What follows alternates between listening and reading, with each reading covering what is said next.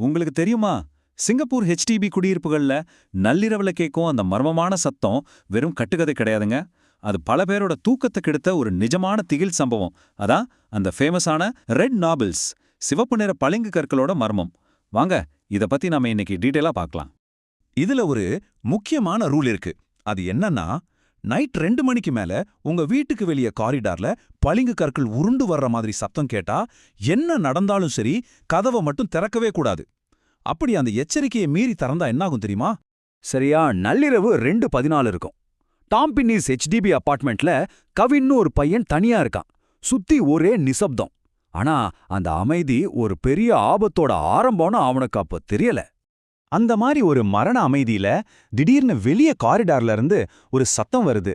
ஒரு பளிங்கு கல் மெதுவா உருண்டு வர்ற மாதிரி. டக் டக் டக். இந்த நடுராத்திரிலையும் யாரோ குழந்தைங்க விளையாடிட்டு இருக்காங்கன்னு அவன் ரொம்ப சாதாரணமா நினைச்சான். ஆனா பாருங்க, அந்த சத்தம் மெல்ல மெல்ல நெருங்கிட்டே வருது. காரிடார்ல ஆரம்பிச்ச அந்த சத்தம் அவனோட பெட்ரூம் கதவை தாண்டி இப்போ சரியா அவனோட மெயின் கதவுக்கு கீழே வந்து நிக்குது. அங்க ஒரு கருமையான நிழல் தெரியுது. திடீர்னு கதவுக்கு வெளியே இருந்து ஒரு சின்ன பொண்ணோட குரல் கேக்குது. அண்ணா, என் மார்பிள் பாத்தீங்களா? அந்த நடுராத்திரி இருட்டுல இந்த குரலை கேட்டதும் கவின் அப்படியே உறைஞ்சி போயிட்டான். பயத்துல கை கால்லாம் நடுங்க உடனே வெளியே இருக்கிற CCTV கேமராவை செக் பண்றான்.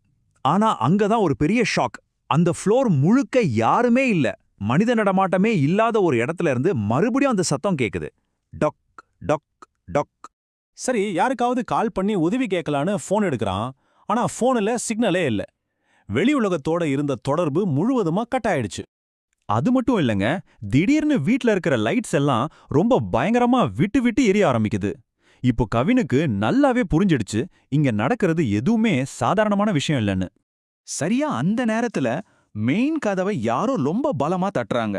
அந்த சின்ன பொண்ணோட குரல் இப்போ ரொம்ப அதிகாரமா டோர் ஓபன் பண்ணுங்க அப்படின்னு கத்துது. அதே சமயத்துல அவனோட CCTV ஸ்கிரீன்ல ஒரு பயங்கரமான கிளிச் ஆகுது.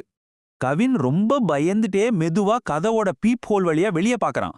அங்க வெள்ளை உடுப்புல கையில ஒரு சிவப்பு கலர் மார்பிளோட தலைய குனிஞ்சபடி ஒரு சின்ன பொண்ணு நிக்கிறா.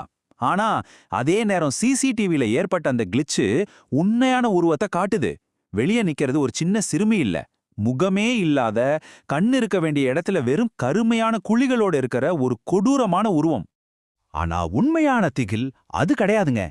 இவ்ளோ நேரம் வெளியே கேட்டுட்டு இருந்த அந்த மார்பிள் உருள்ற சத்தம் இப்போ கதவுக்கு வெளியே இருந்து வரல, அவனுக்கு சரியா பின்னாடி அவனோட ரூமுக்கு உள்ளே இருந்தே கேக்குது. கவின் மெதுவா தன் பின்னாடி திரும்பி பார்க்கறான்.